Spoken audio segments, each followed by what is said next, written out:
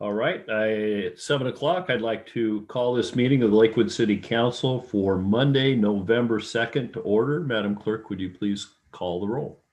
Councilmember Boki, Present. Councilmember Brandstetter, Here. Councilmember Farmer, Here. Councilmember Moss, Here.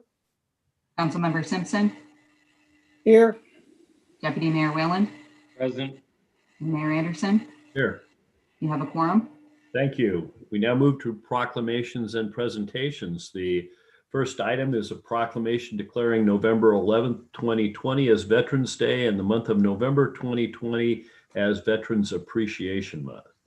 And we have the honor of being joined today by Colonel Jonathan Chung of the 22 Stryker Brigade.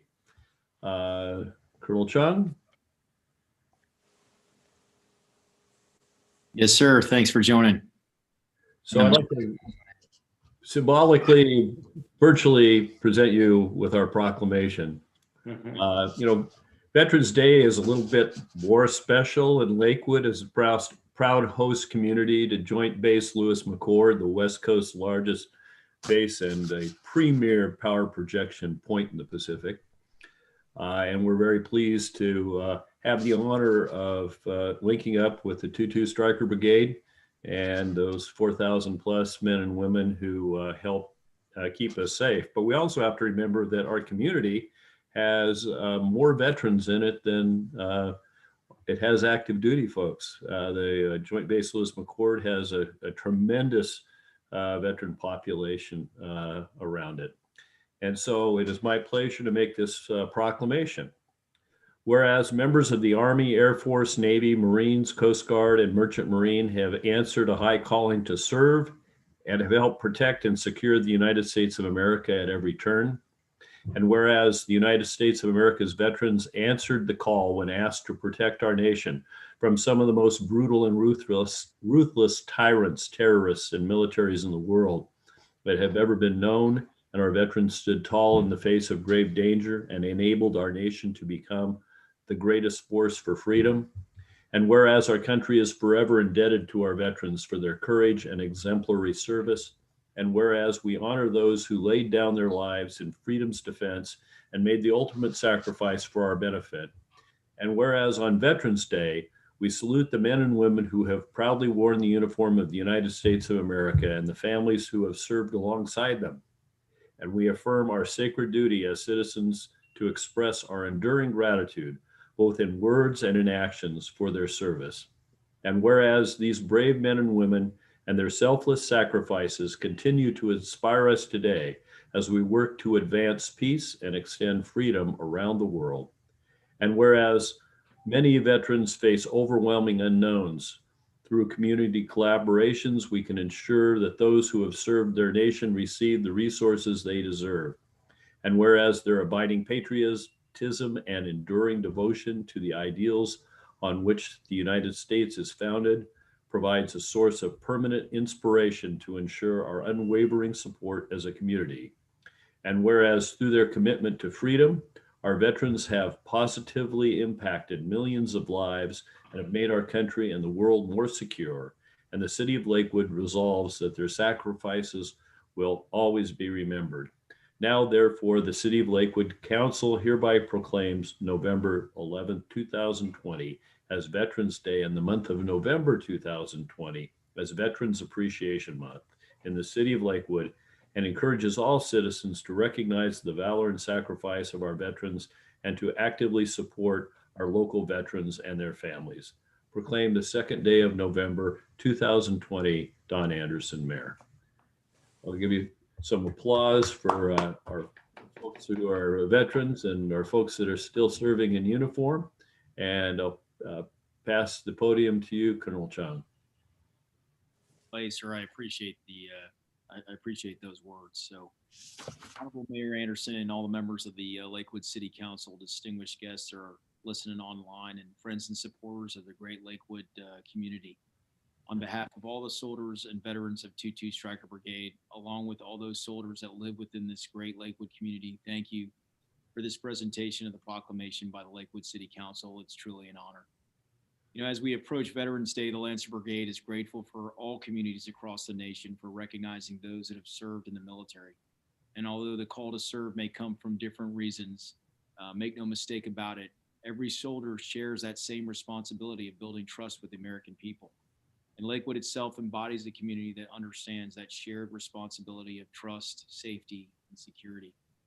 Community connector relationship between 2-2 Stryker Brigade and the city of Lakewood has been tremendous and impactful. I personally witnessed this positive relationship during past community events and recognition ceremonies within our brigade footprint. Our soldiers recognize the investment from the Lakewood leadership when it comes to safety, schools, and pride within this community. The Lancer Brigade will continue to further develop our community connector relationship by continuing to build the efforts with the Lakewood police, firefighters, and educators. We truly to make soldiers and families part of this community. Lakewood's a community that many of our service members, both past and present, call home. It offers a plethora of opportunities for our soldiers and veterans to work together. This relationship and sense of community has become more important under these challenging times of social distancing under COVID conditions. But we know and appreciate that all that Lakewood has done for our soldiers, families, and veterans to establish a new normal to maintain that important sense of community and togetherness. And I'd like to convey my most humble thanks and appreciation to this great city who's raised its own sons and daughters to seek out selfless service, use challenge over comfort, and protect this great nation.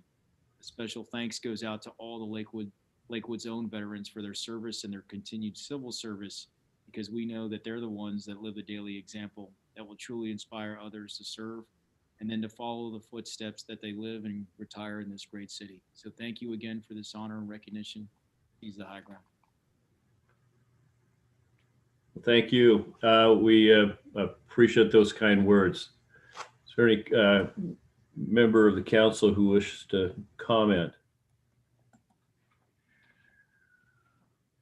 Thank you for your incredible connection to our community, Colonel Chung, and your soldiers and their families. We really appreciate the connection, certainly, and the value that they provide to the community, not just as soldiers, but also as members of the community. I think I mentioned before, we had an opportunity with the community engagement leadership team to enjoy your presence and some of your senior staff, and it was evident that their heart is in this community. So service spans both military and civilian for sure. Thank you.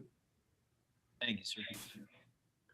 Well, thanks again. We really appreciate your taking the time to join us tonight, and hopefully we can connect in person in the not too distant future. Thank you, sir. Thank you. Thank you. So we now move to the business showcase.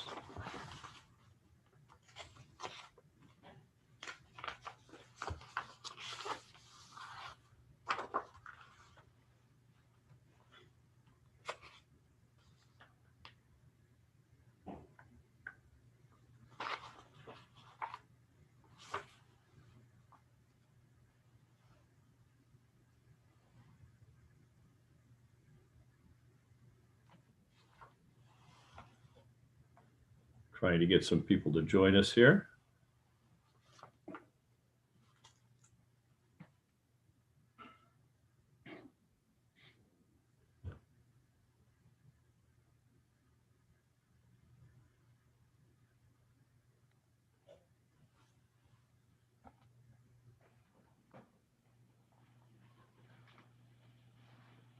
Madam Clerk, are we ready?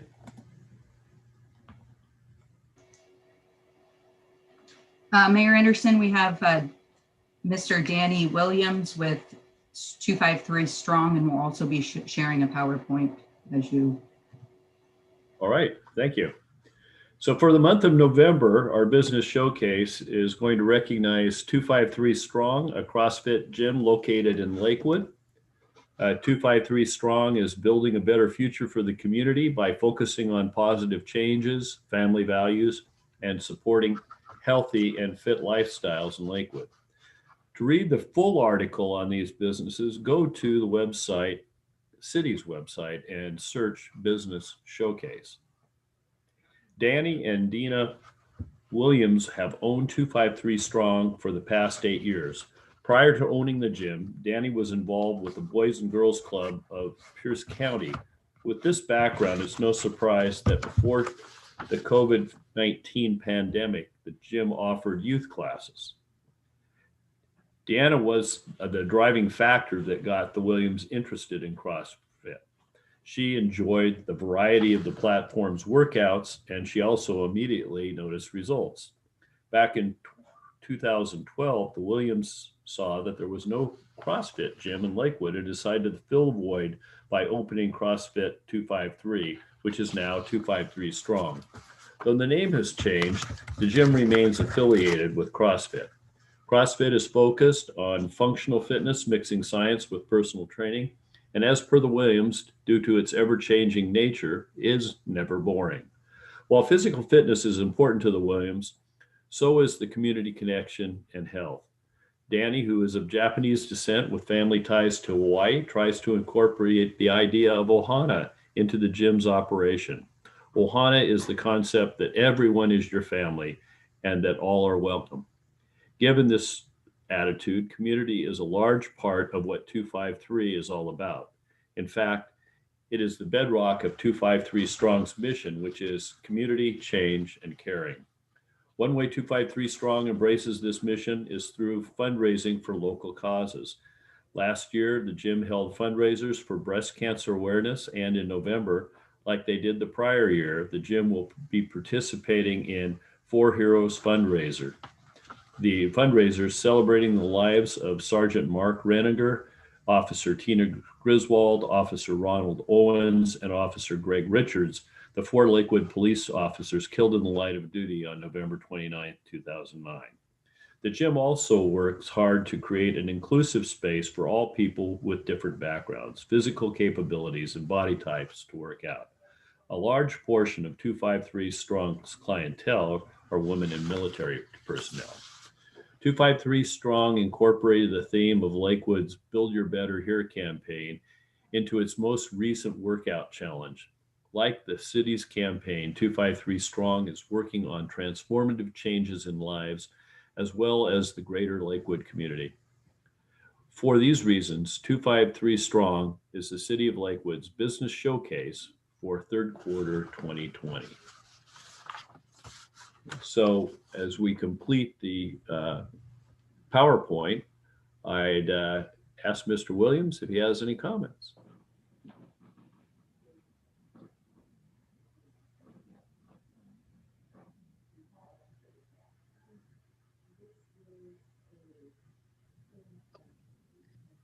You guys hear me? Yes, you're unmuted. You're sounding good. Awesome. Yeah, I got a lot of music in the background too. But yeah, I wanted to take this opportunity at least to thank the folks in the city. We've been supported with some of this during the COVID. I'm sure you guys understand it's pretty impactful on a lot of us. And for gyms in particular, we were closed by the state from March through June. We did receive some support from the city. So some of the past due fundings from the city. It's been great. And Deanna and I really wanted to thank you guys. That helped a lot, considering the being shut down as a gym is kind of hard to have people pay when they can't show up. And so some of that would help augment that and also helped us set up. We feel pretty safe now. We've been able to include a lot of the safety features between temperature gauges, clean their hands and spacing. We're still not at full capacity, and we're kind of okay with that as far as keeping ourselves safe and our members safe. So again, thank you. We love that. I really did love that campaign that Deanna and I both saw, the Build Your Better here, and we're like, oh man, we gotta jump on that train. So whoever came up with that, that's some great campaign and stuff, man. I was like, wow. So we're using it. Sorry, we're got a cheap hack on that, but we're using it. Actually doing really well. We got about 17 people working out, and we're about just passing mid. So probably everybody's lost probably almost 10 pounds, but we use a machine that really not only looks at their weight loss, we're looking at like muscle and fat. So we're looking at pure fat loss and muscle gain. So everybody's doing a good job, and they're building their better here in Lakewood. So again, thank you, City Council. We've been here for 8 years, going on 9, and we hope to be here for another, foreseeable future, maybe another 10 years, maybe open another gym. Well, Thank you. Thank you for doing business in Lakewood. We really appreciate it, and for hanging through this pandemic. We're glad that we can direct some of the assistance that's available your way. We know it's just a little in the scheme of things, but I hope every little bit helps. Well, thanks Thank for joining us tonight. Hey, Jason. Thanks, Danny. Yeah. So now we move to the Youth Council report. I believe the first person up will be Hank Jones from Harrison Prep. Mayor, we're going to skip to Miss Kayla Purdy. She's the Youth Council representative that appears to be online with us this evening. All right. So we have Kayla Purdy, who's from Clover Park High.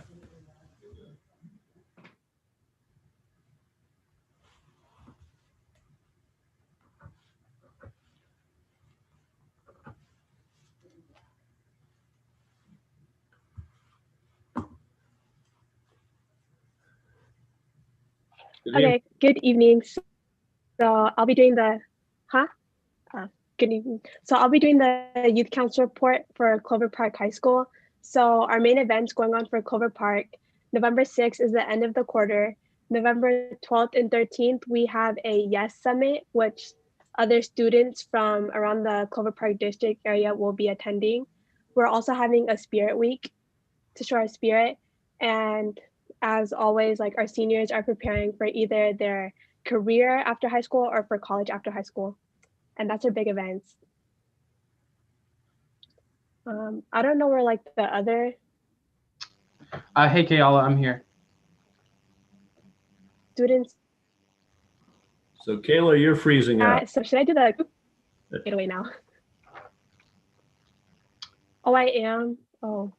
So why don't you go audio only and finish your report, and we'll pass on to Hank. Okay. All right. Well, hi, Council. My name's Hank. I'm a sophomore at Harrison Prep. This is my second year on Youth Council, and I've really been enjoying it. So in Youth Council, we've been planning our annual Christmas parade while figuring out how to overcome the challenges of COVID-19. We've also been planning out celebrations for the upcoming 25th birthday of Lakewood. We're still getting settled into our committees, and we're looking forward to attending future committee meetings.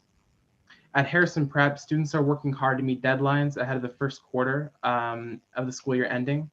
The sophomores have been working on our IB personal projects, where we get to develop a skill and put it into a global context. The Student Council has held its first meeting where we discussed our plans for the year, and school clubs have also held their elections. So thank you for listening.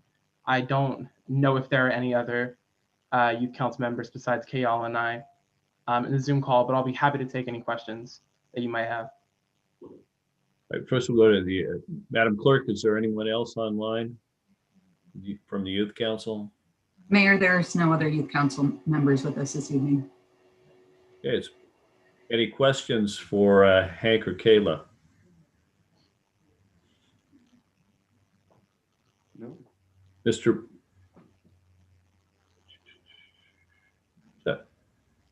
I don't see any.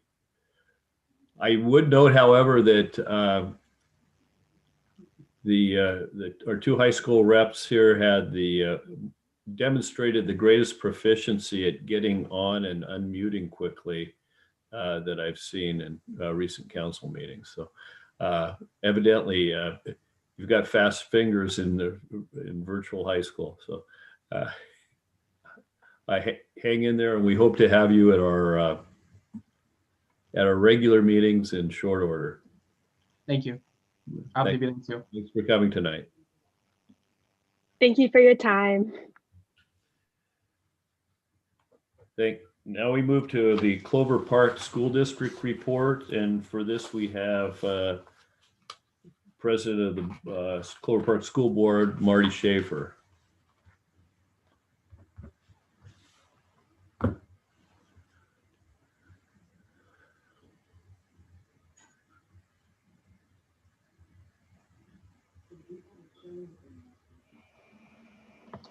Well, the pressure was really on trying to unmute myself and be video competent in light of those students. And Kayla and Purdy and Hank Jones, just getting to see you participate in the virtual meeting tonight means a lot to us.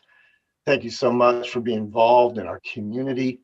I want you to know that even as I listen to your reports, I'm just so grateful that you're moving forward with your education, you're moving forward with your social, emotional leadership, with your career options, and just being a lifelong learner. It's so difficult, and yet you're doing it, and you represent other students doing the same. We're very proud of you. It's hard, and you're persevering. And what's fascinating in many ways is that a lot of times when we look at school and education, we look at it mainly through the lens of academic achievement.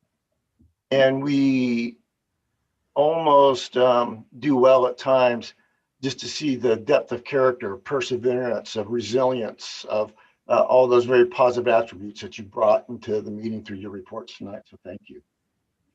I have an opportunity just to get to share what's happening in our district. I'm so thankful, Mayor Anderson, for the opportunity to share with you tonight, and our esteemed council as well. You know that every time I have a privilege to speak to our council, I'm always grateful because of your service to our community. It's so important. We are so appreciative of all the work that each of you do to make our community stronger. And Mayor Anderson, we are looking forward to a joint meeting. I know we're still setting up all the dates for it. It's the city council's turn to host, if I remember it correctly. So we're looking forward to having that happen. And who knows, maybe that will be more of a hybrid model or something than just virtual. But we'll see how all that plays out. But thank you for your willingness to truly have a partnership with the school district. We appreciate it very much. So thanks to each and every one of you. In terms of some reports, I'll share some of the information that's going on. Feel free to raise your hands if you have questions, or you can save your questions to the end. But as far as the hybrid model goes, originally we were looking at moving our elementary students back into school already. And then because of the COVID-19 case rate in our county, we really weren't able to do that. And so then in trying to find out the right time to do it, we'd hope to do it again, maybe in the first week in December. And now what we're really looking at that we think is the best way to give leadership to our community is on mid-November, we'll take another look at the rates. But if the rates don't substantially change, then we'll go ahead and decide to start the hybrid model, moving kids back into the elementary at the 1st of January, and then to move forward after school break, of course, and then move forward and bringing the secondary students shortly thereafter, also being aware of the end of their semester and testing as well, trying to move them at a time that is as least disruptive to their own learning as possible. So if everything went perfect, we could have our young kids back in school on January 4th and our secondary kids starting to come back on February 2nd. That's an option that we would like to see played out. But again, everything's contingent, as you know, on what happens to our county. I'd also like to acknowledge that we have continued and will continue to give free meals for all students. We've been doing that through this school year so far, and we will continue to do that through the end of school year. At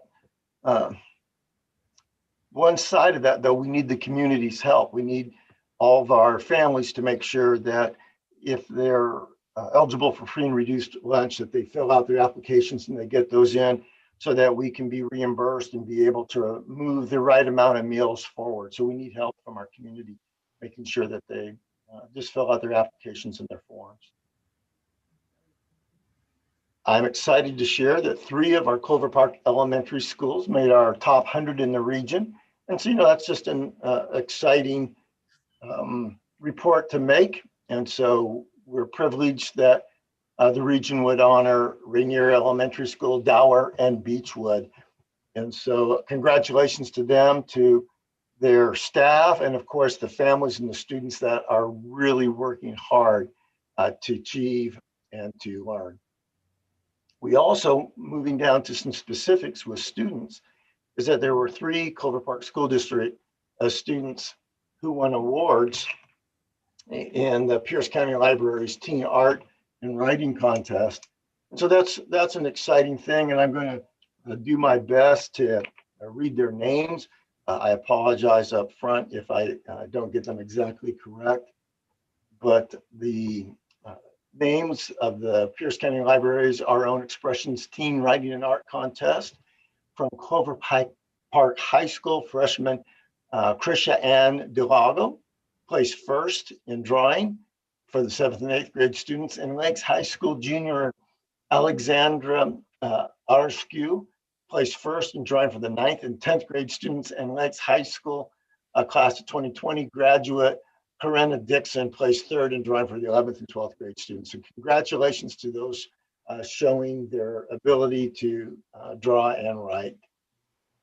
There were Clover Park High Schools who participated in the Francis Hesselbein Student Leadership Program. We're also excited to note that 4 of these students that participated in this program, which is sponsored by the Military Child Education Coalition, and it's a big deal. There are only 91 students that are selected nationwide to get to participate in this program. So it's students from all around the country that are working towards developing leadership knowledge and skills through training, team building, and project planning. And this is very dear to me. Of course, I have an undergraduate degree in urban planning. I have a doctorate in leadership. And so one of our goals is to increase the leadership capacity, and we want to do that through our students and through our schools. And so when we see people excelling at this level, we're, of course, very excited and wanting to celebrate their victories. And so the students that were participating were senior Gloria Aruja Ruiz and senior Renzia Topanza, and senior Yahera Gonzalez Aparicio, and sophomore Kara Buckmaster. So congratulations to each of you. Thank you for stepping up and showing some of your leadership skills. I also want to say thank you to the City of Lakewood for acknowledging our veterans. And on Veterans Day on the 11th, of course, we will have a way of honoring that by not having school and celebrating that day. And we acknowledge the same thanks. Very well said, City. Over 1/3 of our students are tied to military families. If you'll see behind me, you'll see our We See Lakewood campaign that we started a year ago. And it's very important for us to acknowledge the true demographics of our community and to celebrate each one, and to also learn from one another. We actually believe and know that we're better together. And so that we need to see our uniquenesses and our differences, and then have an opportunity to come and collaborate. But if you'll notice on the picture behind me, you'll see some of our students there. 1/3 of them are in camo and military gab, and we just appreciate getting to acknowledge that. On November 18th through the 20th, we are slating parent-teacher conferences. And so there'll be some of the assignments that will come through the Family Access Portal of the district system. So it won't always look like it has before, but we know that we're going to continue to empower students' voice. We're going to have student-led conferences, and that we're going to give all students an opportunity to demonstrate leadership as they share what their educational plan is. And remember that our goal and our number one goal for students is called lifelong learner or student engagement.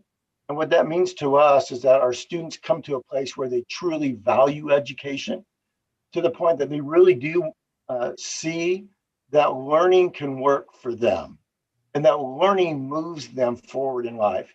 And it also comes to the point where we want them to not only see the value of education and be engaged in it, but come to a point where they actually manage their own educational plan. And of course, not just through school, but for life. And so all conferences are important to us. And we're excited to give students an opportunity to share where they're doing, where their needs are, and how they're going to come and move beyond barriers that they're facing. I also, in that same vein, want to acknowledge that November is Native American Heritage Month. And we're aware of the significance that the Native community has had in this territory and in the city that we call Lakewood. We're also aware that the Native Americans have a culture that's very important to them, and we want to honor that and learn how to come alongside them and learn together with them. We're going to be moving into what we're calling 4 weeks of thanks. How exciting is that? And so the first week, which is beginning now, is we're going to be thankful for our early learning and special education educators. And let me tell you, it is difficult. And so a lot of our special ed teachers, as you may know, aren't able to work from home at the same level that some of our other teachers are because of state requirements of having activities and being there for students at the site. And so it just is difficult. It's always a difficult challenge. And these teachers amazingly step up and are doing everything that they can to provide a very meaningful education to our early learning and special ed students. So thank you to each of them. Week number 2, we're going to move to thanking our English language learner and educators. And so week 3 will be being thankful and celebrating our paraeducators, which is that transportation, nutrition, and service staff as well. There's so many different people that come together to make sure that the needs of our children and our students are taken care of. Then on week 4, last but not least, is we want to really show our gratitude and our thankfulness to our Clover Park School District educators. So just acknowledging that. So if we seem really thankful in this upcoming month, moving towards Thanksgiving, you'll know why.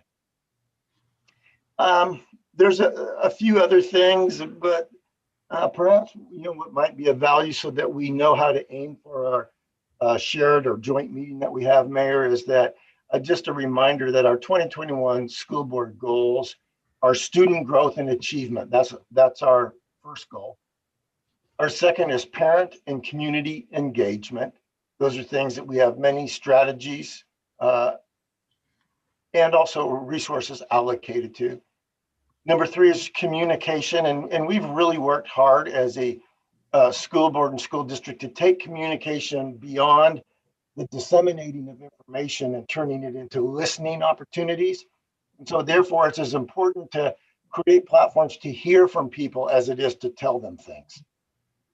And then number 4 is to create a supportive learning environment for each and all students. And then number 5 is staff retention. And so recruiting and professional development is very important to our school district. The board sees that as a way of really going deep and becoming great educators. And so we have worked hard at investing in our staff in practical ways to help them, whether they're wanting to be nationally board certified, but we put resources to that. We work hard at giving them those opportunities to excel as professionals. And then our 6th goal, our final goal, really encompasses them all, and that's fiscal responsibility. It is so difficult right now to make sure that we manage the resources available to us. And there's a lot of unknowns tied to that. And so it is really very difficult to make sure that we're just practicing a stewardship that doesn't result in us not having the funds that we need to move the right things forward. So that would be my report. Thank you very much, City Council. Are there any questions from council? Mr. Branstetter. Thank you, Mr. Mayor. Dr. Schaefer, thank you for your report and doing that. I am wondering if you could clarify or give me some idea when you spoke about needing help to get documentation for meals eligibility. What would be the most effective thing that either the city or an individual council member could do? And are there some talking points or something that we could have that would help you in that effort? Yeah, thank you so much for bringing that out. And again, what it is that for us to be set up and reimbursed to do some of the meals that we do, that there is an application that needs to be filled out so that the students who are eligible for free and reduced meals, that it gets processed. And when it's processed, what happens is that we're able to be reimbursed from state and federal funding. And so it is important for us to get that out. We send it out. We have it on our website. And just as you beautifully gave the opportunity for 253 Strong just to share what they're doing in this great city of Lakewood, you gave them a shout out. You've already kind of done it, Dr. Branstetter, by giving us a shout out tonight and just reminding the folks, fill out the forms, return the forms. They're important, and maybe more so than what you even know. So make sure they get filled out. But if you ever want to coordinate, perhaps with our wonderful city manager, John Caulfield, and our superintendent, they can coordinate any kind of a communication pattern that you may be able to put on your website and on your, your bulletins as well.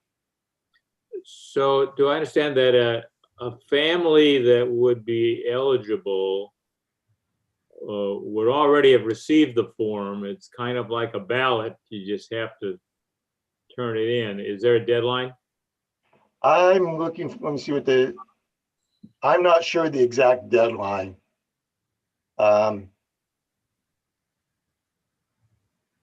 Okay, it's not election day though. I think the sooner that we partner, the better. All right, thank you, Dr. Schaefer. Thank you, Mr. Mayor. Any other questions? Well, thanks for joining us tonight. We appreciate your input. We know the school district's working hard to, I guess we have a question from Mr. Simpson. Oh, no, he's just waving at the camera to see if it works. Thank you. So, thank you guys thank you very much to each and every one of you. Thank you. Well, thank you. We know you're working hard to deliver education in a very challenging environment. And well, if there would have been 5 weeks in November, we could have added one more group to be thankful for, and it would be you guys. Just sincerely, thank you. Okay. Well, thank you very much. We'll now move to public comment. This is when any member of the public may speak to any member of matter of pertinence to the City Council, whether or not it is on the agenda. Public comments are accepted by mail, email, or by live virtual comment. Please send your comments in advance by mail or email to Brianna Schumacher, City Clerk at 6000 Main Street Southwest, Lakewood, Washington, 98499, or bschumacher@cityoflakewood.us. Comments received up to 1 hour before the meeting have been provided to the City Council electronically. Madam Clerk, were there any comments submitted electronically or by mail? Mayor Anderson, we received no comments in advance of this evening's meeting.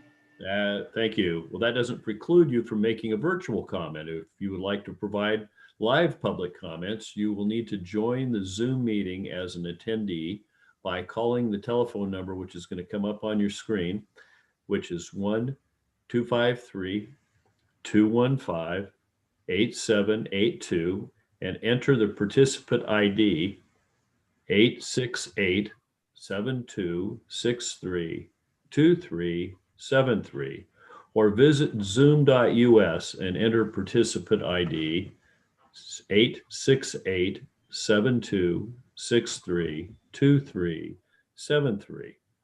Upon entering the meeting, please enter your name or other chosen identifier and use the raised hand feature to be called upon. When you are unmuted, please provide your name and city of residence, such as Linda Farmer, Lakewood, Washington, and each speaker will be allowed 3 minutes to speak. There will be a timer on the screen for those of you who are signing in visually. Outside of public comments, all 10 attendees on Zoom will continue to have the ability to raise your hand for the duration of the meeting, but you will not be acknowledged and your microphone will remain muted except for when you are called upon. I would remind the folks that are on the line here that we have 3 public hearings tonight on the 2020 year-end budget adjustment, on the annual property tax levy, and on the proposed biennial budget. You may comment on those in your 3 minutes, but your comments will not be part of the record. If you wish them to be part of the record on the public hearing, you need to wait till the public hearing section of our agenda, which will follow in short order. Madam Clerk, is there anyone who has signed in to make comment? Mayor Anderson, Dennis Haugen. Mr. Haugen, you have 3 minutes.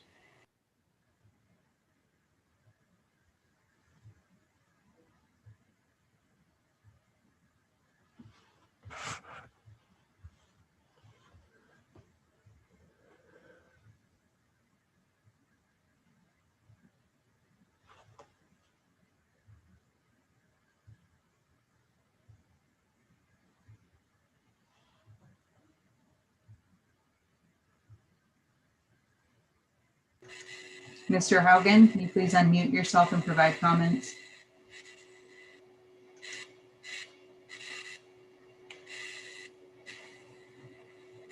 Can you hear me now? Yes. Okay. Dennis Haugen, Sioux Falls, South Dakota. I left off last time about the city of Seattle being declared an anarchy jurisdiction by the Attorney General due to the constant struggle of trying to get rid of the police department. Now, nobody really believes that any of the small communities, because of the great size of Seattle, can escape having a lot of problems because of that. And many people ask me, are there any voices left in Seattle speaking up for law and order? Any voices that can make the nationwide news? Well, I suggest you're probably in a minority. So the councils, all the councils that are around Seattle could pass a resolution. It's not a law, but at least try to tell the world that somebody's sticking up for law and order. Now, you know, when they start counting the damage that's been done in Democrat cities, like 6 weeks in Seattle, where there's no law and order, and counting, having the guts to count all the damage that was done to Black people, not only in Seattle, but all other cities. In my opinion, the Democratic Party is going to start looking like it's competing with the Ku Klux Klan. It's that simple. Count. And I think you can figure out where the logic is. In our state, you'll never see another riot. Our governor is competent, swift, quick thinking, can communicate with many different entities from federal, state, and local. And as you probably already know, the riot here lasted about 3 hours, and nobody ever expects them to come back again. So I don't know what you can do about it. You're in a bad spot. You're just in a very bad spot. And you'll never get out of it until you have the guts enough to face it. You have to have the guts. You have to have the guts to analyze it, to count it, and discuss it, or the rest of the world just thinks you are an anarchy jurisdiction. Thank you. Thank you. Madam Clerk, is there anyone else in the queue? We have Julian F. Wheeler.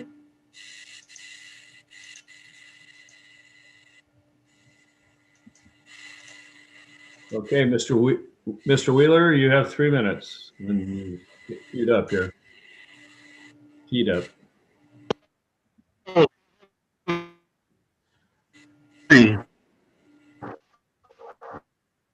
Mr. Wheeler, you have the floor.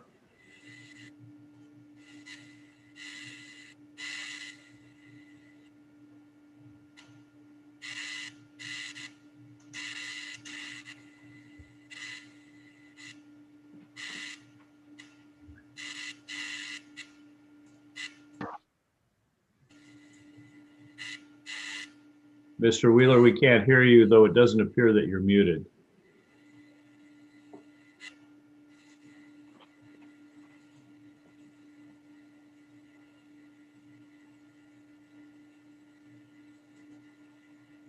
Can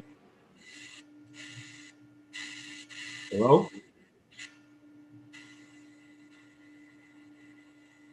I'm going to check all my systems. You're not muted. We heard something there.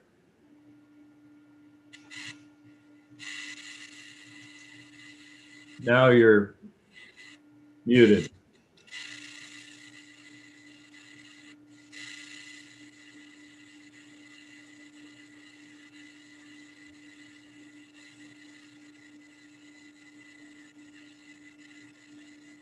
Ms. Schumacher, can you unmute him from your end? I'm going to.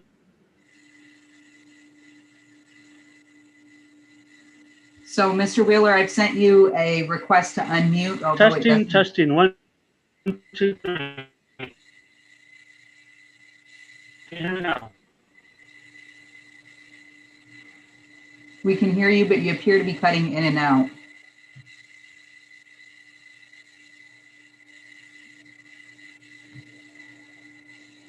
Well, I apologize, Mr. Wheeler, but we're going to have to move on with our agenda. We can't seem to My system says I'm talking, but link through your, you don't seem to be able to. testing 1, 2. Can you hear me?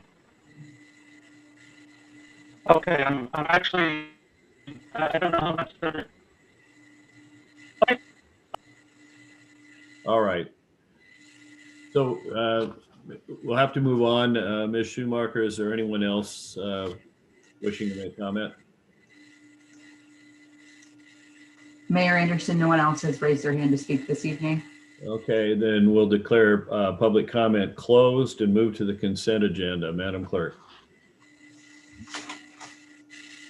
A, approval of the minutes of the City Council study session of October 12th, 2020.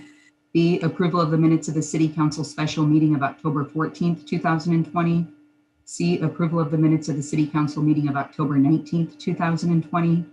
D, approval of claims vouchers in the amount of $2,702,224.51 for the period of September 17th, 2020 through October 15th, 2020.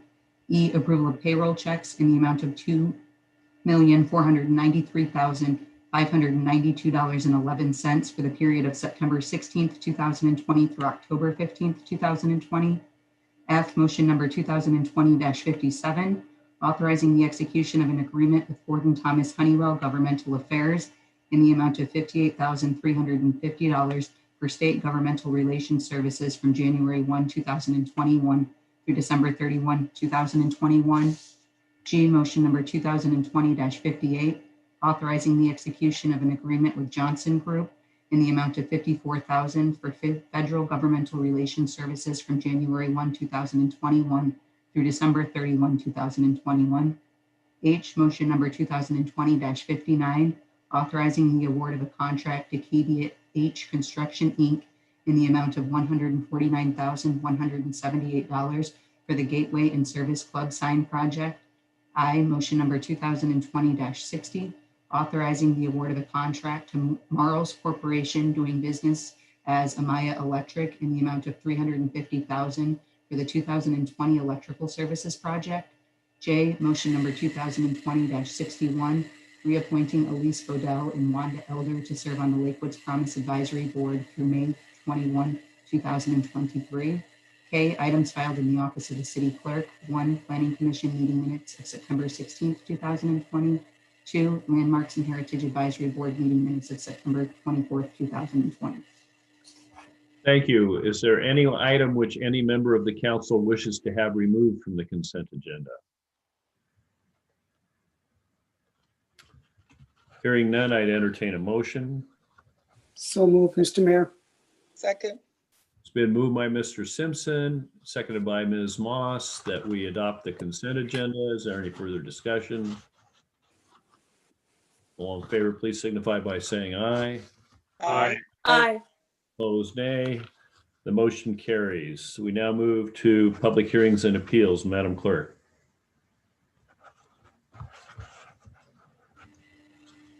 This is the date set for a public hearing on the 2020 year-end budget adjustment. Thank you. For this, we have Ms. Kraus.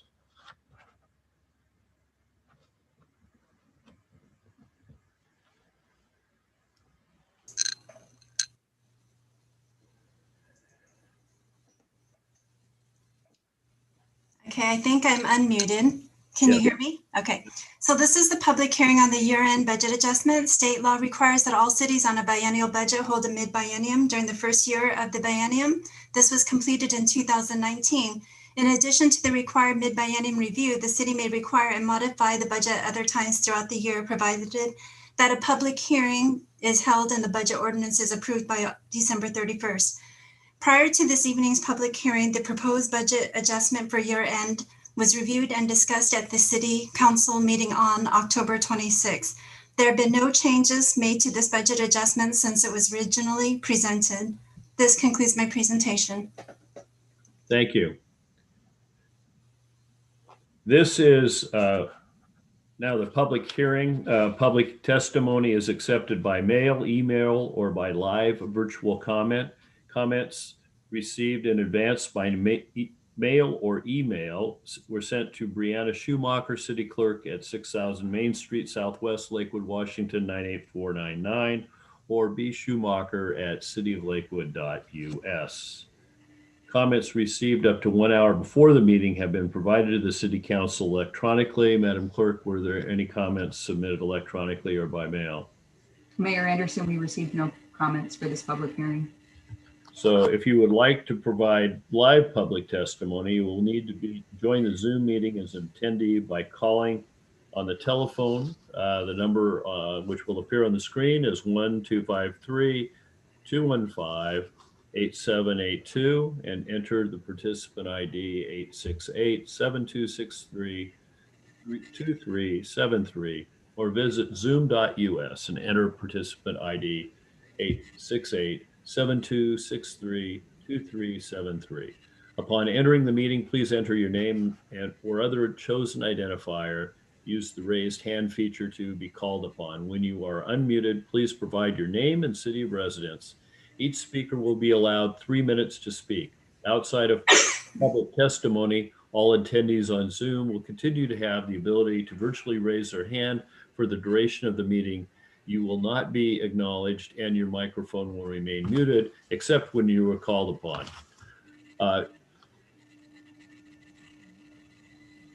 The difference between this and the public comment that was earlier on the agenda is that in the case of this public hearing, the subject of your testimony must be limited to the 2020 year-end budget adjustment. Madam Clerk, is there anyone who has signed up to make public comment?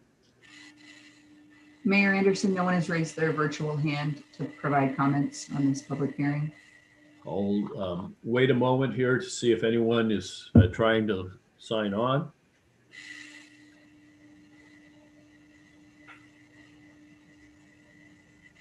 Madam Clerk, is there any indication that anyone is attempting to sign in? Mayor Anderson, no one has attempted to sign in. Seeing as that no one waiting to testify, I will declare this public hearing closed. So we'll now move to the next public hearing, Madam Clerk. This is the date set for a public hearing on the 2021 property tax levy. For this, again, we have Ms. Kraus. State law requires that cities hold a public hearing on possible increases in the property tax revenues to be held prior to the time the city levies the taxes. The hearing must be held in November in order to provide the county with information by November 30th. Prior to this evening's public hearing, the proposed property tax was reviewed and discussed with the City Council in an open public meeting held on October 26th. Since then, the staff memo was updated to reflect the actual average home value for 21 property tax collections. That average home value increased from $374,941 to $378,347. This changed the amount of the city property tax paid under the 1% increase scenario from $342.25 to $345.36. This is a difference of $3.11 for the average homeowner. This concludes my presentation. Thank you. And to keep the city attorney happy, we'll go through the litany once again. We will now move to the public testimony part of the public hearing. Public testimony in this COVID environment is accepted by mail or email or by live virtual comment. Comments which were received in advance by mail or email were to be sent to Brianna Schumacher, City Clerk, at 6000 Main Street, Southwest Lakewood, Washington, 98499, or B. Schumacher at cityoflakewood.us. Comments received up to 1 hour before the meeting have been provided to the City Council electronically. Madam Clerk, were any comments provided by mail or electronically prior to the meeting? Mayor Anderson, we did not receive any public comments for this public hearing in advance of the meeting. But that doesn't preclude you being able to make a virtual comment. If you would like to provide live public testimony, you will need to join the Zoom meeting as an attendee by calling by the telephone number that will appear on your screen, 253-215-8782, and entering the participant ID 868-7263-2373, or visiting us at zoom.us and entering the participant ID 868-7263-2373, which appears on your screen. Upon entering the meeting, please enter your name and other chosen identifier.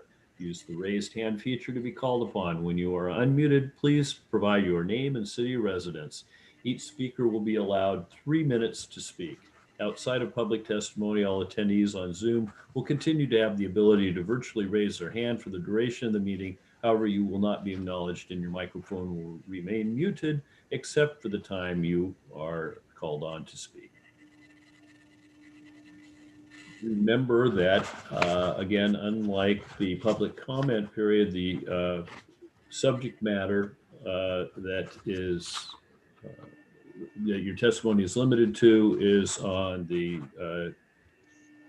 2021 property tax levy. Madam Clerk, is anyone signed in to speak? Mayor Anderson, no one is signed in to speak on this public hearing. Again, we will pause and wait to see if anyone is attempting to sign in.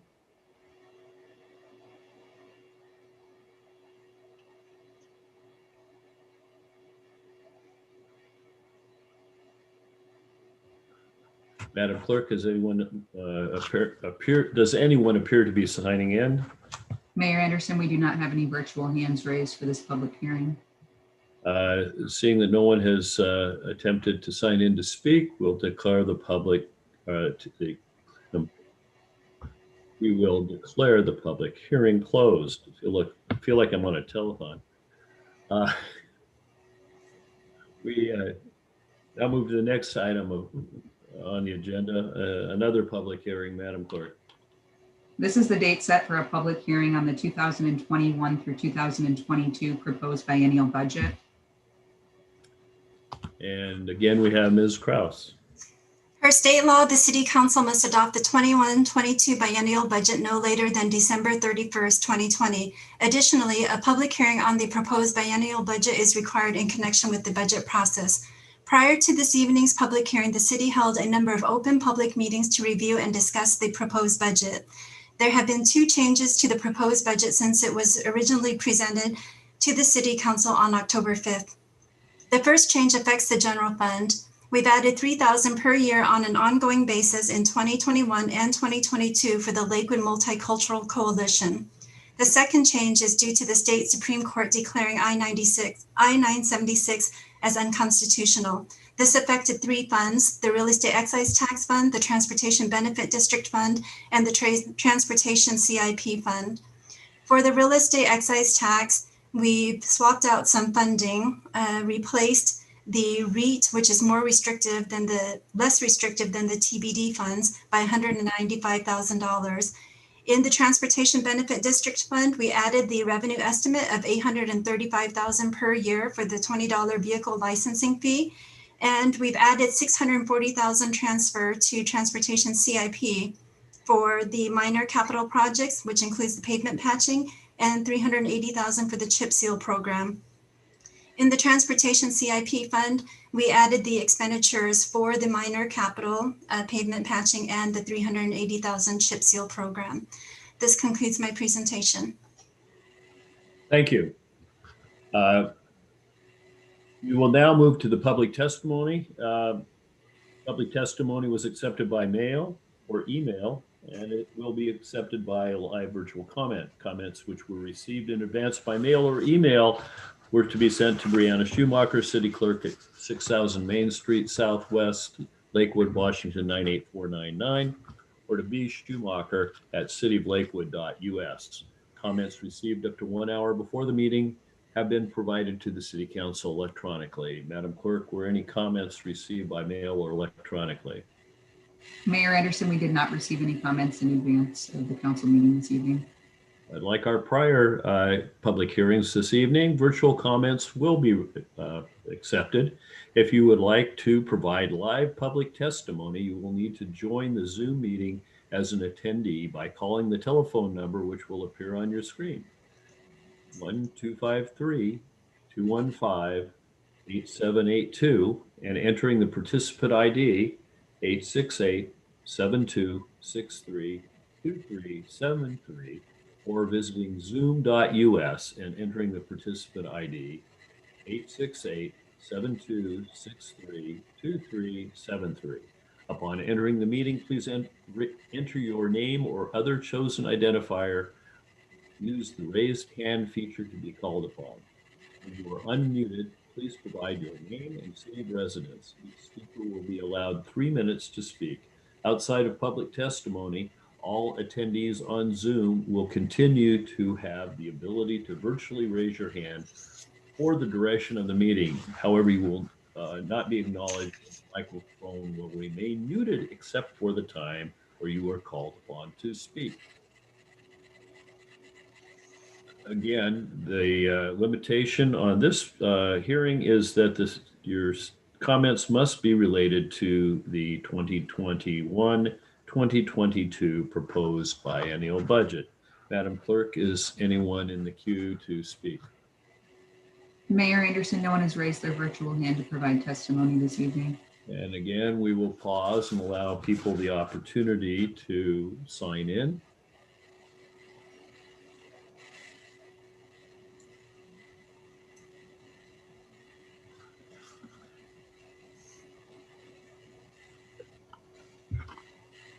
Madam Clerk, does it appear that anyone is attempting to sign in? Mayor Anderson, no one has signed in to provide comments this evening. Since we have no one apparently trying to in line virtually to speak, I'll declare the public hearing closed. We now move to unfinished business. Is there any unfinished business to come before the council? There is not, Mayor. Is there any new business to come before the council? No, Mayor. Then we move to reports by the city manager, Mr. Caulfield. Thank you, Mayor, and good evening, Council. First off, I'd like to call upon our Senior Policy Analyst, Shannon Kelly Fong, to give you an update on a proposed 5-year public defender contract with Horwath Law.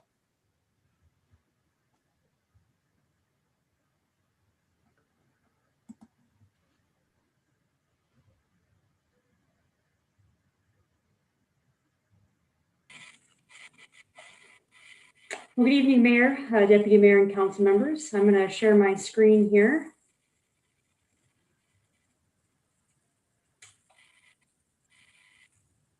Can you all see my screen? No. Yeah, we can. Okay.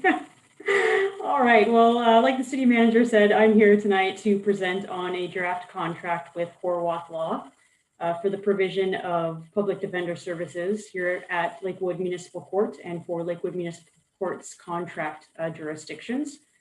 So Horwath Law has provided the primary public defender services to the city of Lakewood in its contract jurisdiction since 2016. The current contract with Horwath Law is going to expire here at the end of 2020, so December 2020. There is language for a 2-year extension. However, at this time, it's not recommended that the contract be extended. And the reason that it's not recommended to be extended is that the primary defender caseload is going to decrease as the city is no longer going to provide University Place with municipal court services after 2020. So on this graph, you'll see graph 1. It's showing you all the cities that get their court services at Lakewood Municipal Courts. And then in the orange here, you can see University Place's public defender usage. And overall, between 2016 and 2019, University Place has accounted for about 10 to 12% of all of the public defender caseload. So given that, looking at a contract, we went back and renegotiated with Horwath Law, and the draft before you would reduce the contract from what is currently 1,600 cases to 1,400 cases, taking into account that reduction with University Place leaving Lakewood Municipal Court. Notably, there would be a cost per case increase. So anything that was over the 1,400 cases, there would be a increase of about 12% from what the base cost for the 1,400 cases would be. There's also an addition for investigator and expert services, which would be exactly the same if you were to continue with the existing contract for the additional 2 years. So the estimate that is provided here in Table E shows an estimate of 1,450 cases, which is what is likely to occur in 2021 and 2022 and beyond.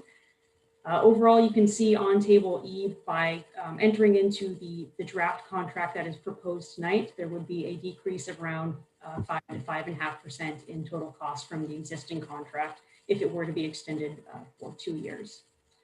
This contract would be from 2021 to 2025. And there would also be a provision in there that if for some reason, case increases continued or decreased by 25%, we could come back and renegotiate the contract during the duration of this contract, but not within the first 2 years. Like I mentioned earlier, it is recommended that we enter into this new draft contract, which is in attachment A of your materials tonight, and then also continue to monitor public defender caseloads as we move forward. That concludes my presentation. Are there any questions? Questions for Ms. Kelly Fong?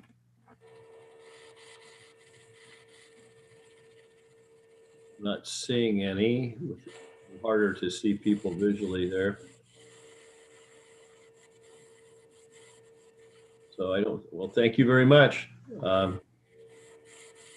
My question, which you don't have an answer for, is how they can afford to do it for that price. Mr. Whalen and I would starve to death at $350 a case.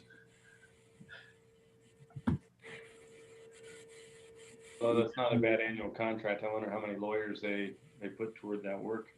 Yeah. Is that 1 or 2, Ms. Wachter? Deputy Mayor Whalen and members of the council, there are rules that were passed within the last several years that for every 400 cases, we are required to hire an attorney. And for the economics folks in the audience, every 1 case beyond 400 requires them to bring in an additional attorney. And under the Burlington case from several years ago, the federal court held cities responsible for making sure that those numbers are met. So that's how we end up with the number of attorneys that we get. And so that would be 3.5 attorneys. I'd hate to be the half, but that's good. All right. Any other questions? Back to you, Mr. Caulfield. Thank you, Mayor. And this contract will be coming forward as part of your next regular meeting, Mayor and Council, for consideration and action. Also like to point out that the Harworth Law Group has done a really outstanding job for us here at the city, as well as our contract agencies, and they've been a great partner. Next up, I'd like to call upon our Public Works Engineering Director, Paul Busich, to give you an update on the parking lot options as it relates to the JBLM North Access Project, specifically the Gravelly Lake Drive component that we're going to get underway next year.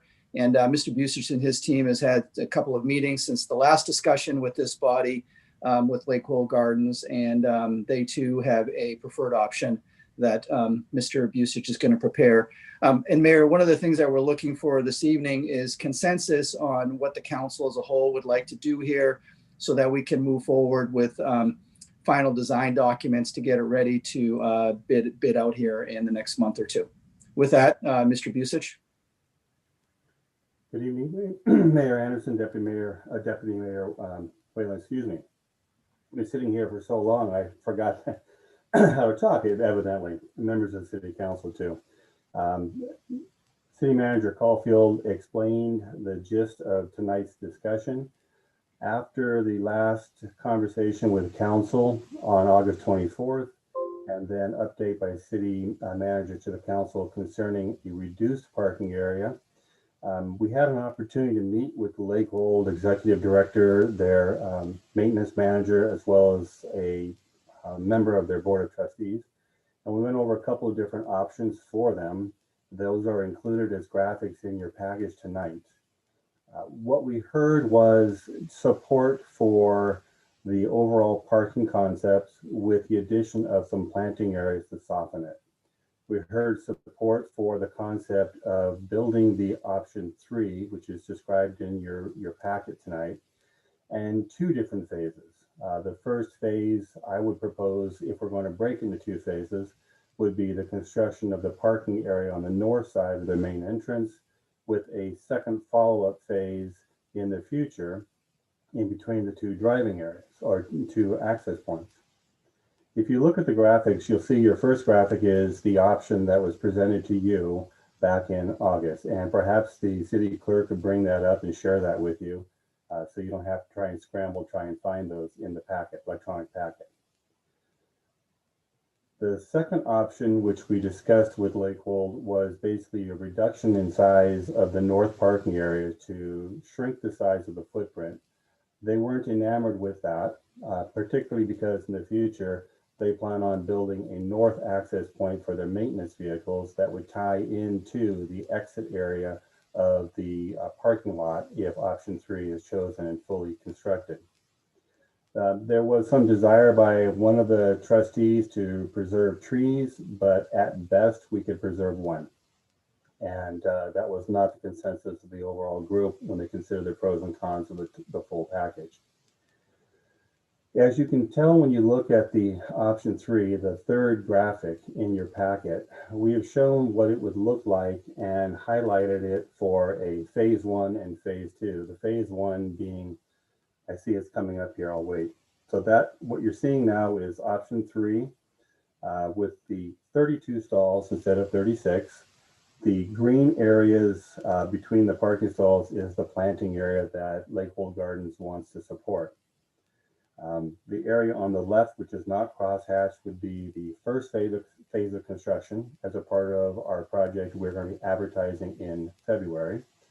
The second phase would be at a future date when there's enough demand for it, based on the belief that this is going to be an attractive area for people to come to walk all the way around the lake to exercise, and provides the opportunity for something akin to an art walk around the entire 3 miles, or something favorable to attract people to Lakewood and specifically to this area, as well as to connect them to the downtown, the Veterans Drive, the VA Hospital, American Lake Park, and then the future to be constructed soon, we hope, Washington Boulevard connector down to North Fork. The disadvantage to breaking this project, this parking area, into 2 pieces is the fact that it's going to be more expensive. As you can tell, our cost estimate for doing the parking lot in total at this time is $39,000. Unfortunately, if we do just the first phase, we have to do a turnaround area, a T turnaround area at their maintenance access gate, which is right off of the roundabout.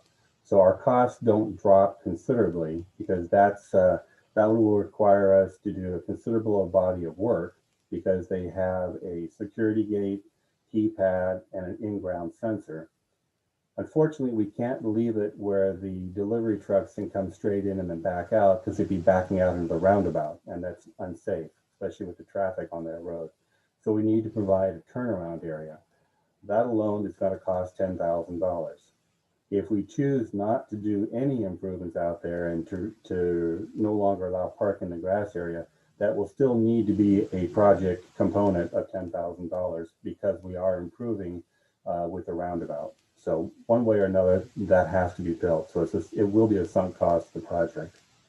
Unfortunately, because we're going to have to mobilize a second contractor in the future, the cost for the second phase of work is another $22,500. So in aggregate, if we break it up into two, it'd be a $55,000 exercise in total. However, if we do it once, it's $39,000 and we do it all at once. That's predicated upon the fact that we would move forward with any kind of parking out there at all. And that is what I consider the null option, which is don't do anything other than provide the access points into Lake Wolf Gardens. That would prevent them from being allowed to use the grass area for parking for their special events, which they have enjoyed for quite a long time. But again, not necessarily the city's issue, but it also would preclude us from doing anything in the future realistically. Should this area become an attractive area or the city decide they want to do something to attract people to use and recreate the path, the 3-mile path around the lake. One of the interesting points of the conversation with Lakewold was a discussion of them putting the plants in the ground and maintaining them long term. They're very interested in doing that and want to execute an agreement with the city. A couple of thoughts on that is developing a mechanism by which we work with them to develop the appropriate plants, getting a cost estimate on those plants. We can make it a part of the project to buy the plants and they could install them, or we could work with them to get a cost estimate for the plants through this agreement and agree to pay for the plants once they purchase them. The advantage to the city in a situation like that is they do plants. They're experts on the plants. When they plant them, they're going to be planted right, and then they're going to take on the long-term maintenance of them.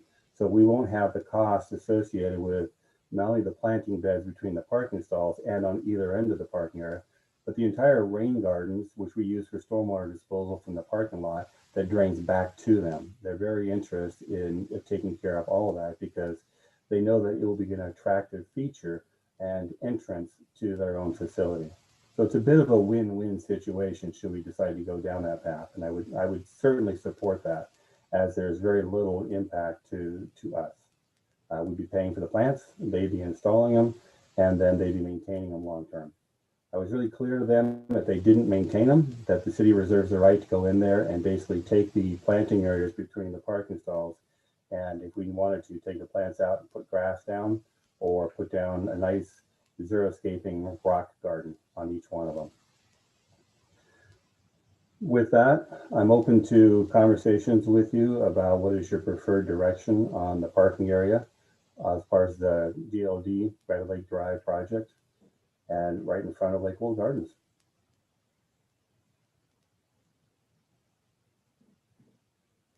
Mr. Whalen.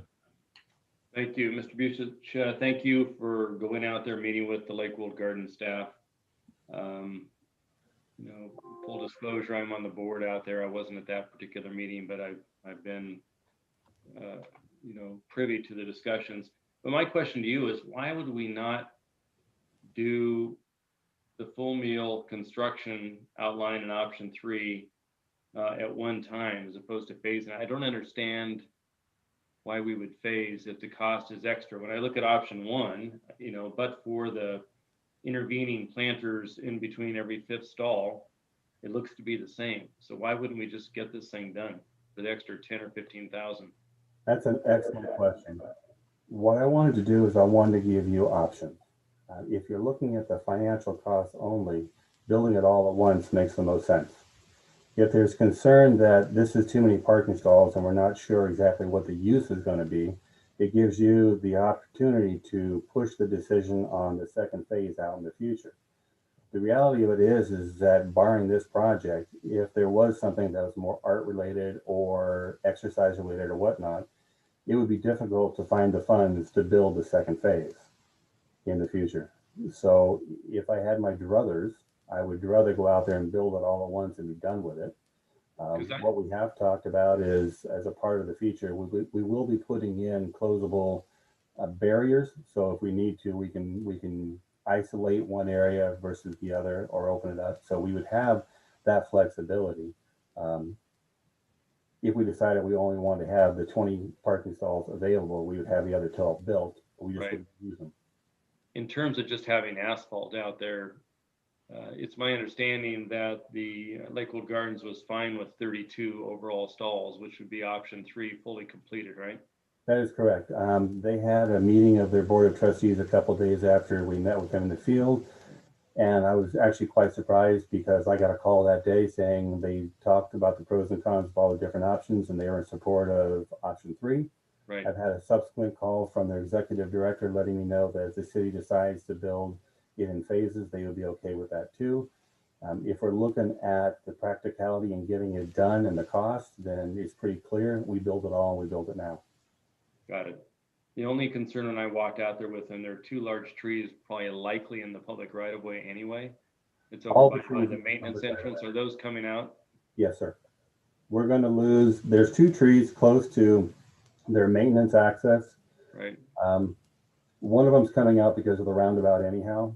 The other one, it's kind of iffy. I personally think that we would need to take it down because of damage to the roots. Right. The only opportunity to save one other tree would be to reduce the size of it, which is your option 2. Right. And it saves 1 tree. Yeah.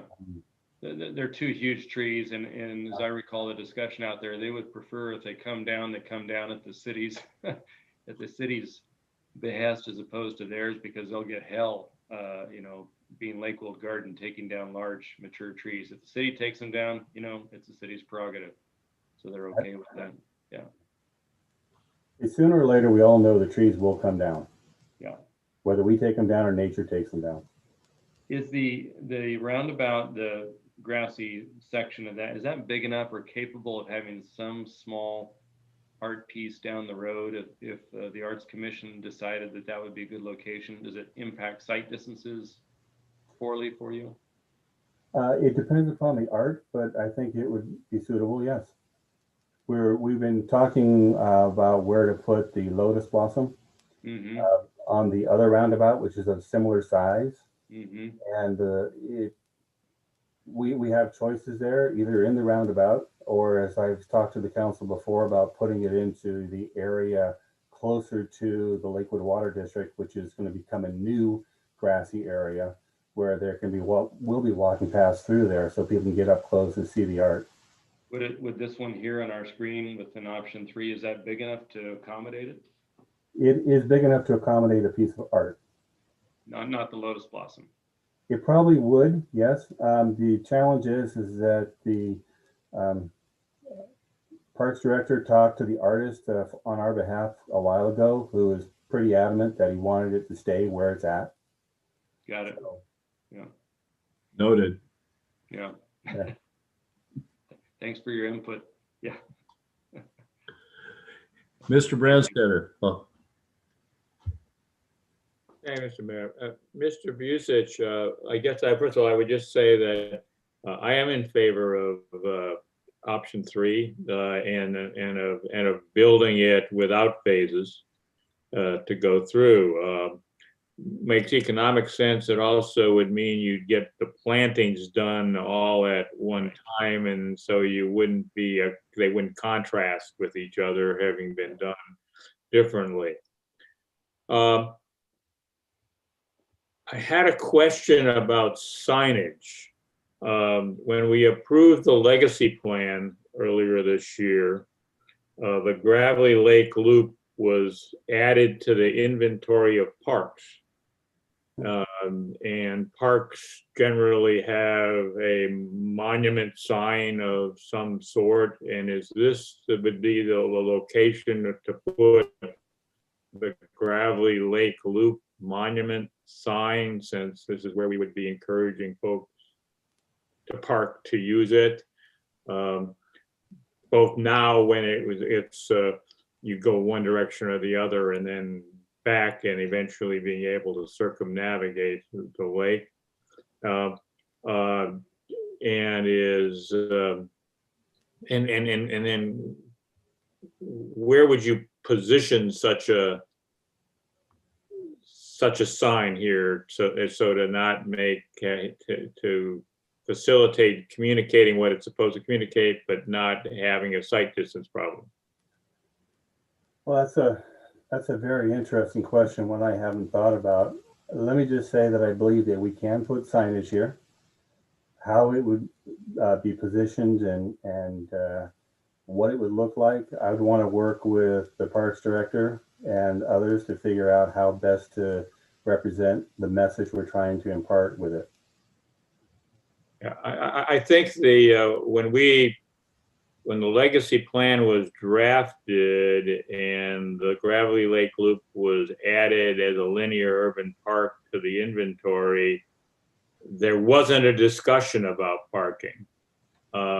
But this definitely adds an amenity to that, to the linear park, and maybe creates a appropriate place to put a sign that indicates that it's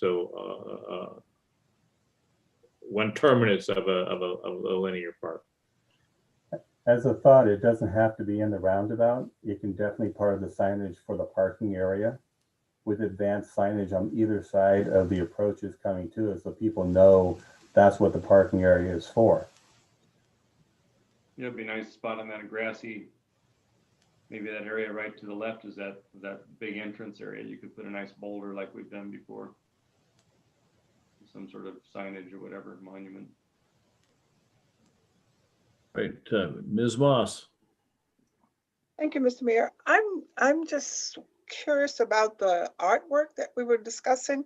Are you anticipating another lotus blossom in this area? Because if I'm thinking correctly, that's close to where the one is that we have right there on Washington Boulevard.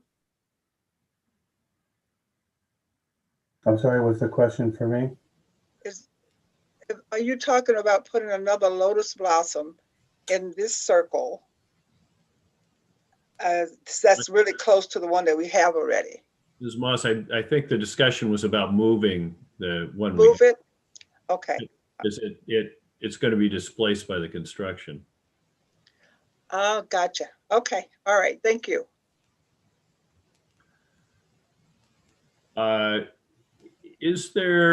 Have there been any discussions with Lakewold Gardens about periods of exclusive use? No. It would, if I'm sitting on the Lakewold Gardens side of the equation, we're talking about putting a parking lot in right in front of, even though it's on public property at public expense. And I've been using it for parking. They say, geez, we're getting a parking lot. And I think that needs, whatever the solution is, that needs to be worked out in the agreement, and perhaps can be incorporated in what I think should be an obligation to maintain, not an option, an obligation to maintain the landscaping. Thank you. I think that's a great suggestion, since they primarily use the grassy area just a couple times a year, as I understand it, for fundraising events. If in exchange for them doing the maintenance of all the vegetation, if we would guarantee that they had exclusive use of the north parking area, but not all of it perhaps, because we do want to maintain areas for the public to come and use, which the smaller area for that day, or those 2 days, 3 days, it seems like a reasonable approach. Thank you for that suggestion. It's a good idea. Yeah. Is there any other questions for Mr. Busich? Thank you. I think Mr. Caulfield's looking for, and Mr. Busich are looking for some sort of consensus. I have no great strong opinion myself, except I think number 3 offers a little more landscaping, and it makes a lot more sense to do it at once. So. We can, Mr. Caulfield, I assume we can include that in your going out to bid budget, right? The full meal deal in option 3 as opposed to the staging of. Anyone else wish to offer an opinion? That's correct, Deputy Mayor, and that's what we're looking for. We would prefer to go forward with what the plan is, opposed to, having different alternatives. Right. All at once. But what I'm hearing is right now it looks like option 3. But all at once. The full meal deal. Okay. All right. Well, Thank you, Mayor. For me. Looks like you have your consensus. Thank you very much. We'll move forward. Okay, then we'll move on with Mr. Caulfield's report. Thank you, Mayor. Next up, I'd like to call upon our long-range and strategic planning manager, Tiffany Spear, to give you an update on where we are with the coronavirus relief funds that the city has received. And this is a follow-up from the previous update that we provided the council on October 12th. And we communicated to the council that we would be coming back as part of each of your meetings in November. And kind of the punchline from October 12th is we have spent even more money than we anticipated that we were going to do. But with that, Ms. Spear. Thank you, City Manager, and thank you, Mr. Mayor and members of the council. I'm going to share my screen here for a very brief presentation. As you can see here,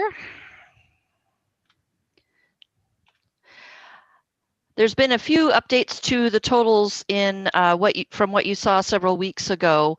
After the October 12th meeting, as you can see across the top, we were able to identify in the commercial landlord assistance 5 more commercial landlords who were needing assistance. And so that totaled $118,790. And we also were able to secure another $278,000 to be used for residential rental assistance. So with those 2 additions, you'll now see the new updated numbers down the right-hand column. We are down to almost all of this money being 100% allocated to this point, and we'll just continue to bring updates to the council through the rest of this month as we move forward to completion for the grant period. And I'll happy to answer any questions that you may have. Questions from Ms. Spear? Mr. Whalen. Just a quick question. So back on that slide, Ms. Spear. It looks like our reimbursements to the city out of the significant funds obligated is only 417 grand to date, right? Correct. So do we anticipate, based on that history, a reasonable reimbursement in kind as we go along? Or are we going to be hanging out with $2 million out of pocket for an extended period of time? There has already been over $1 million requested for reimbursement by the Department of Commerce, and another reimbursement request, I believe, will be happening next week.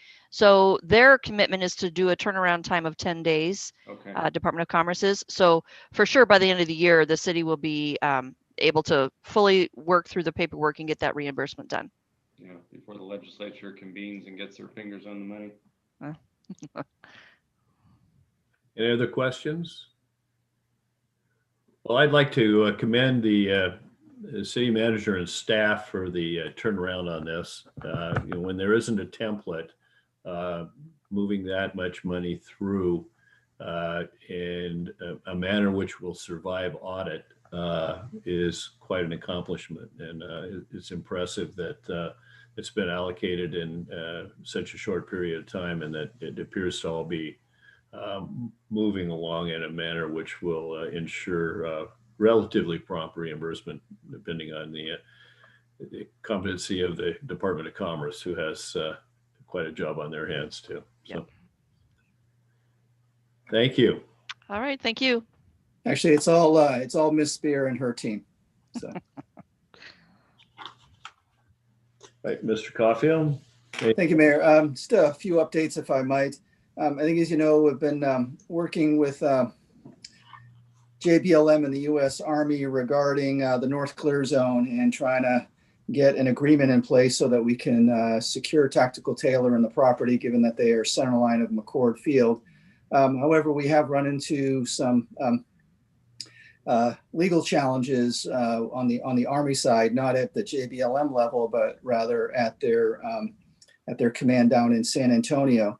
So we're in the process of doing two things.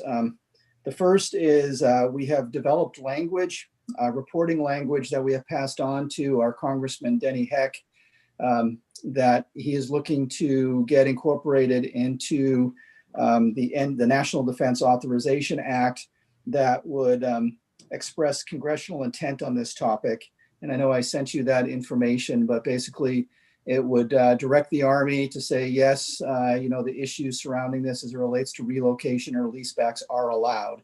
Because right now, a component of the Army is saying that that's not allowed.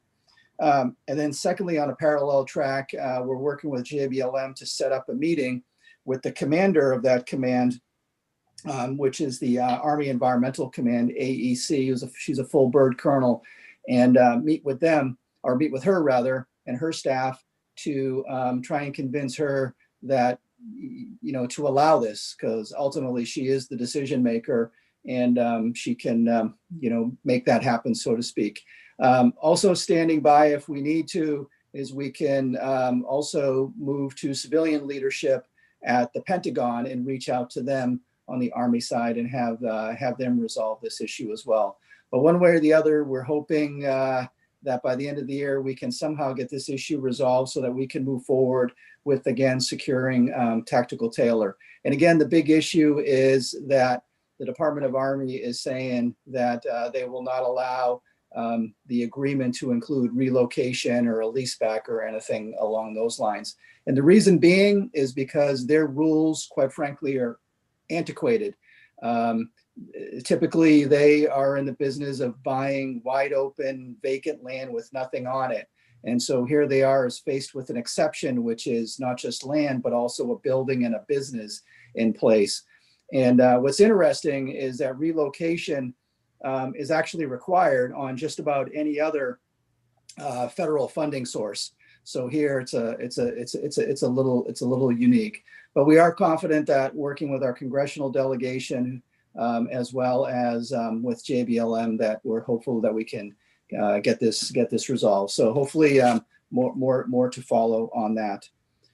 Also just want to brief the council that we've been having some conversations with Pierce County about exploring the opportunity to acquire the Fort Lewis Motel, which is on Pacific Highway South. It's currently for sale, and the purpose of that would be to create a homelessness shelter. The role of the city would be twofold. One is provide some financial backing in partnership with Pierce County, for example, CDBG monies or some other sources. Though given the price point, it is likely that Pierce County will be bringing a larger bankroll to the table to make this happen. And then the second role of the city would be, from a land use standpoint, would be that as the local regulator. The kind of the concept that the county and the city have been having is that, both of our agencies would bankroll, if you will, the acquisition of the property in partnership with another agency who would provide the services. For example, the rescue mission. The rescue mission, as you noticed, they've actually changed their title. They do not want to just be Tacoma centric. They want to be regional. And so this is an opportunity for them to expand their footprint. We think this is a good location. It's actually a fairly squared away building, even though it was built in 1949. It's along a bus route. It's got easy access in and out of Lakewood. So at this point in time, like I said, it's something that we're exploring. And so hopefully more to come on that here in the near future. Also in our partnership with Pierce County, I think as I noticed you in the past, Pierce County Superior Court is beginning to hold civil jury trials, and they need to do those at a number of locations. And we have turned back over to them our senior activity center in a building that's actually owned by the county on Lakewood Drive. And they begin holding court, actually, I believe tomorrow, some civil jury trials, since we're not using it because of COVID-19 for senior services anyways. So right now the agreement is for them to use it for November and December, but then also to allow them to continue using it into January, February, and March, however long they need to use it until hopefully we can get into phase 3 and ultimately phase 4. In return for that, the city is not going to be charged rent for the obviously the senior activity center, since the county is using it. We actually want to tip my hat to Mary Dodsworth and her team in the Parks and Recreation Department. They were able to secure a $3,000 grant from the State Department of Archaeology and Historical Preservation to rebuild the Western State Hospital Memorial Cemetery sign down at Fort Steilacoom Park. And actually an Eagle Scout young man by the name of Alexander Thomason is going to be doing that work. And was actually presented to your PRAB board last week, and they actually like the concept and the proposal. And so he'll be moving forward on that here in the near future, and expects to have a new sign in place by the end of this year. The Lakewood Steilacoom Improvement Club, they have their annual meeting about this time, November of every year, and it's usually in the city council chambers. The city of Lakewood, unfortunately, not going to be able to do it this year, so they're doing it, I think, over email.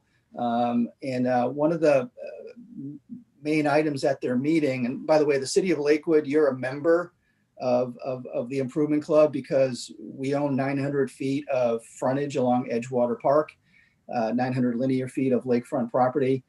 And they do a couple of things at their annual meeting. The first is they vote on a budget. And then they also elect directors for the coming year. And so normally a member of this body attends that meeting to do that. But since they're not having a meeting, Mayor, what I would look for is either as a body or maybe you appoint a member of the council to complete the form that they have sent over to us so that we can send that back to them. Do you want a response now? Certainly, Mayor. Sure. So if other council members don't object, I'd suggest that Mr. Wayland, who lives in the common area on Lake Steilacoom and knows the issues, be appointed as our representative for that. Sure. And seeing no objection, so be it. Thank you, Mayor.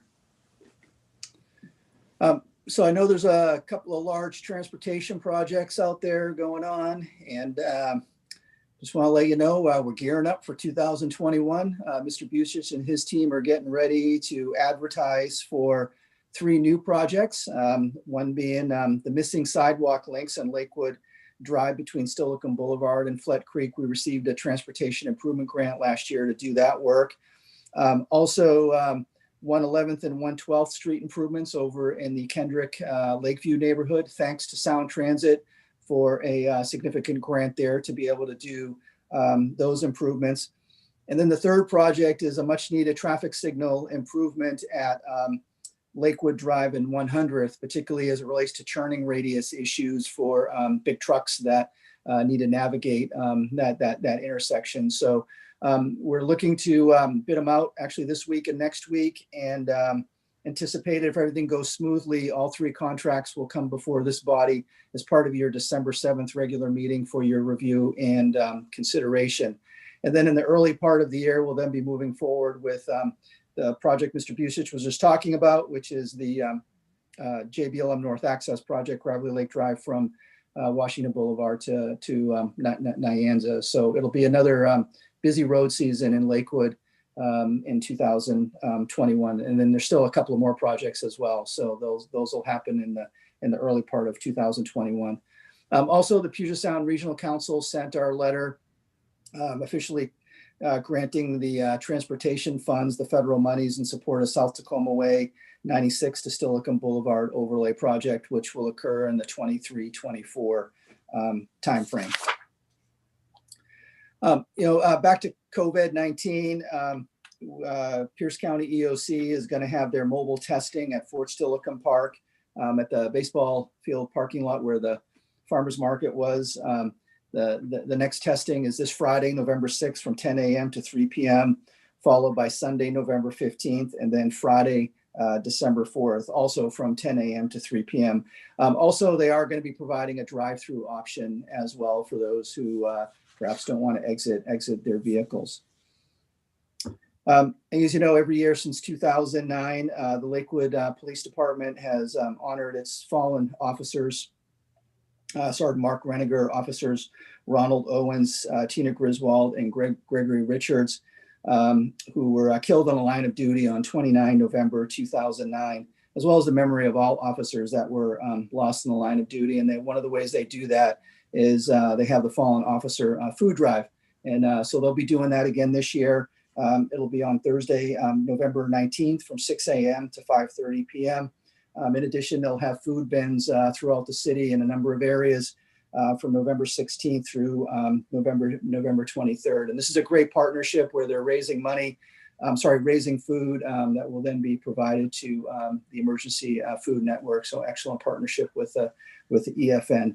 Also, they'll be doing a blood drive on November 19th. And if you have an interest in providing blood, there's a sign up link on the City Manager Weekly Report to register there.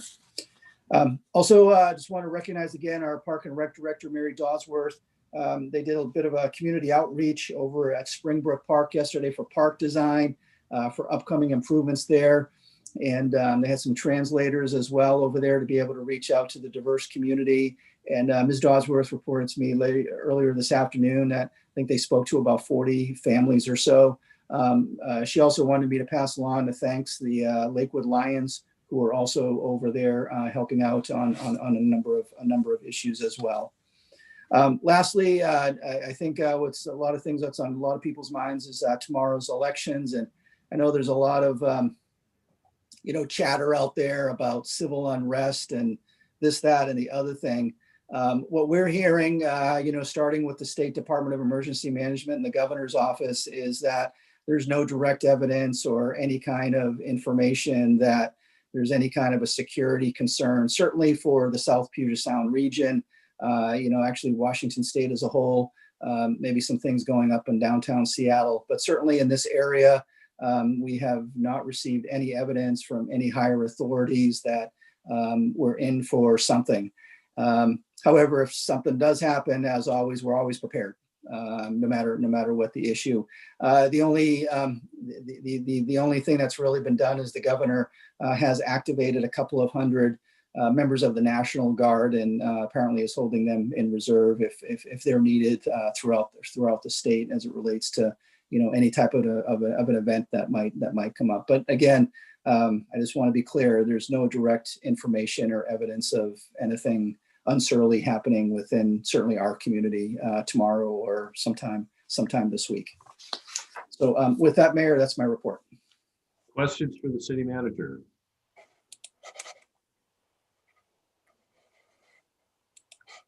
Well, I don't see any, so we'll go to council comments. Ms. Farmer.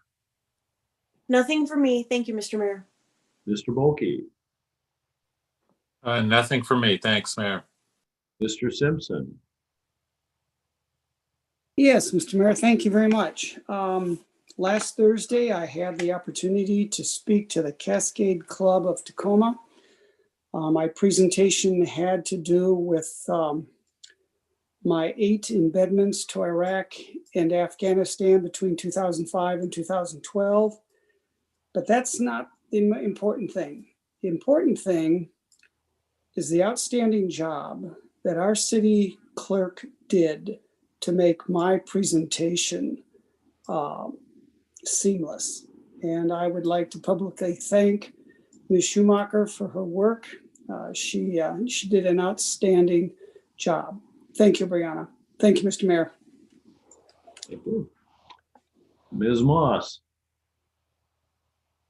And for me, Mr. Mayor. Mr. Brandstetter. Hey, Mr. Mayor, I did have the occasion to be at Springbrook Park while park staff and the contractor that we have that's working on developing the revised master plan for that park.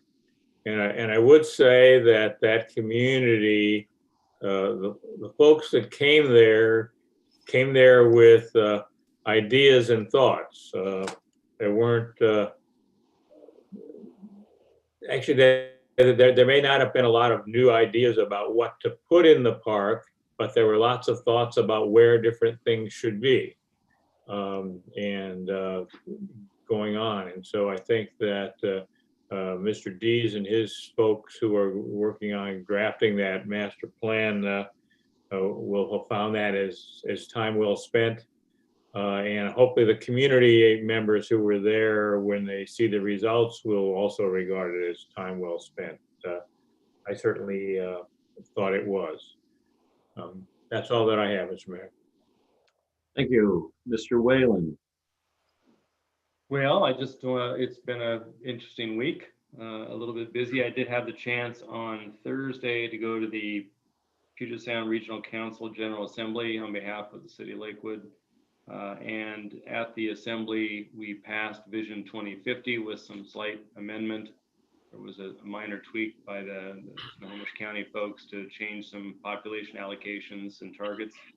But the overall Vision 2050 was passed by about 96% affirmative vote. So good to be there, and Executive Dan Meyer led the charge for the day, did a good job leading the council through a tumultuous year, culminating in the adoption of Vision 2050. And for Ms. Schumacher, I just want to thank you on the heels of Mr. Simpson's comments. You continue to make lemonade out of lemons. So good job with Mr. Simpson and fine job with the rest of us. So which one of us is the lemon, Whalen? Yeah, probably me after tomorrow. We'll see. Oh no, oh no. So I'd like to give you an example, given this is a Veterans Month, how close the relationship is between JBLM and Lakewood, South Sound Military Community Partnership. Last week, the base had an issue. They've given up their hotels to private enterprise. Essentially, they're privately operated, so they don't have control over those anymore. And if somebody is, the plan is if somebody comes back redeploying and tests positive for COVID, they take the service member and they throw them in an old barracks and have them stand in the corner or something for 14 days. But they had families redeploying from Korea. What do you do if the family lands and the family members are positive? And so the first call they make is chief of staff to the city manager. Said they heard Pierce County may have resources, and they're hooked up with Department of Emergency Management, which says, of course, and it's solved. No government red tape. But I think the key to that is the first call is to Lakewood. So I think we're doing a good job for the whole of Pierce County making that linkage. We now will go to executive session, and at least initially for 20 minutes pursuant to RCW 4230-110-1G to review the performance of a public employee. The council is not expected to take any action following the executive session, but for the action of adjourning. Council, please exit and enter the private Zoom meeting room. We are in recess.